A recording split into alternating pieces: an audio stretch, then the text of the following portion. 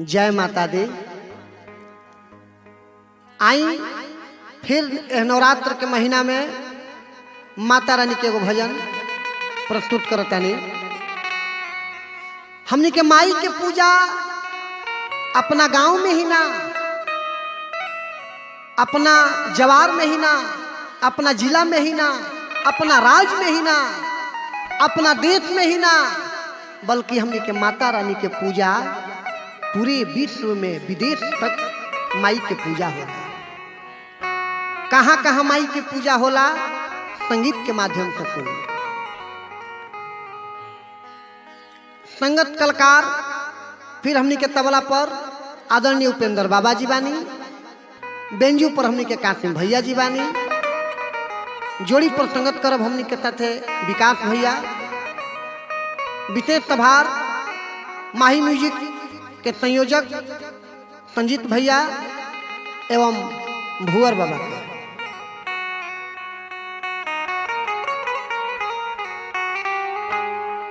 कहाँ कहाँ माई के पूजा होला सुनी।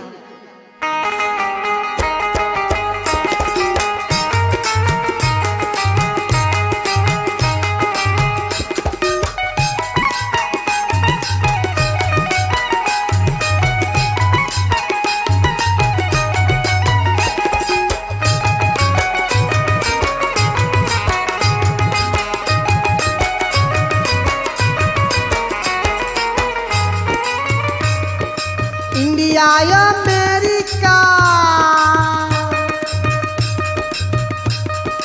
इंडिया अमेरिका रूस ब्रिटेन जापान में मैया के चलती चले दुनिया जहान में। मैया ओ मैया के चलती चले दुनिया जहान में। इंडिया अमेरिका,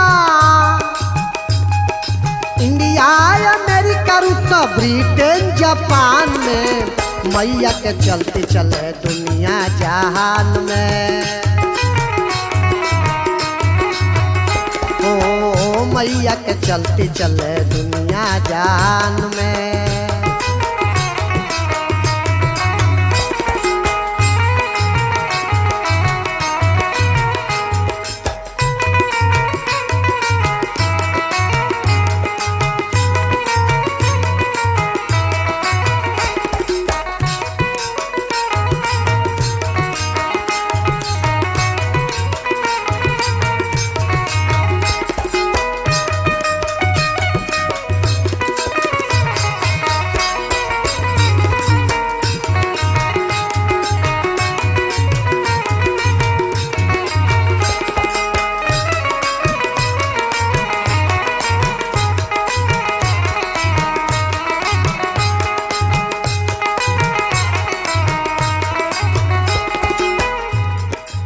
माँ के दरबार जे भी भक्त श्रद्धा भाव से जाले उनकर माई हर मनोकामना पूर्ण करे। वो दरबार से केहू खाली ना आवे। माँ के दरबार कबू खाली ना होला, श्रद्धा से गईला पर भरी देली झोला।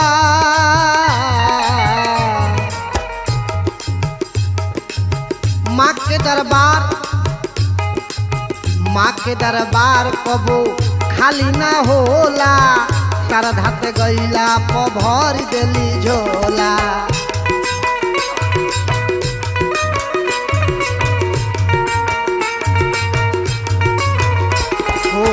माँ के दरबार कबो खाली ना होला, श्रद्धा से गईला पर भरी देली झोला।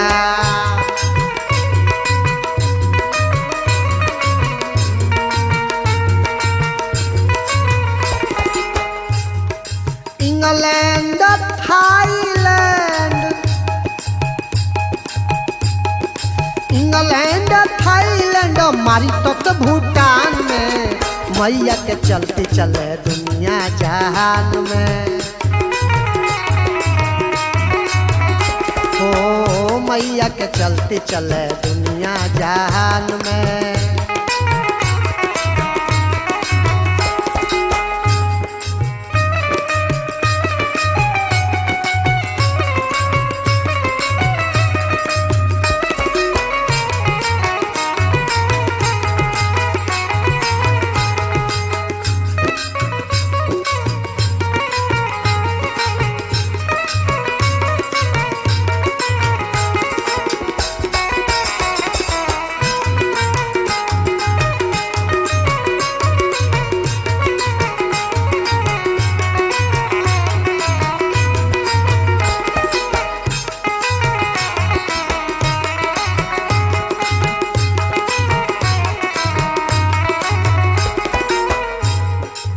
ये गीत के लेखक हमने के आदरणीय पूजनीय बारूद बाबा बानी।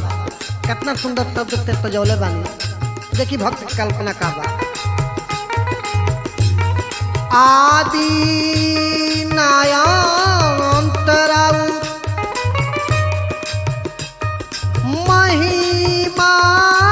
महिमायनांत बा राउ गुणगान करत वेद शास्त्र संत बा। आदिनायंत राउर महिमायनंत बा राउर गुणगान करत वेद शास्त्र संत बा।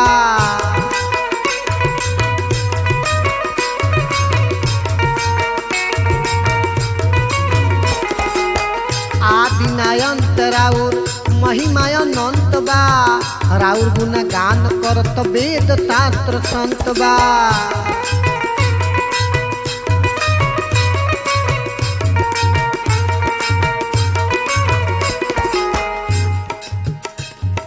बक्सर बनारस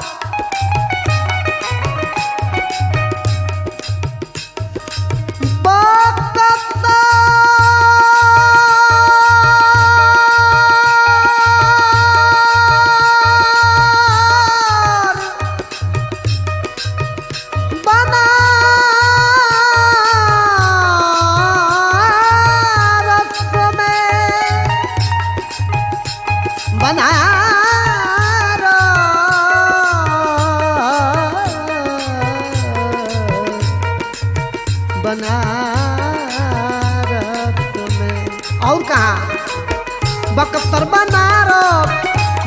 बनारस जिला छपरा दीवान में मैया के चलते चले दुनिया जहान में। इंडिया अमेरिका रूस ब्रिटेन जापान में मैया के चलते चले दुनिया जहान में।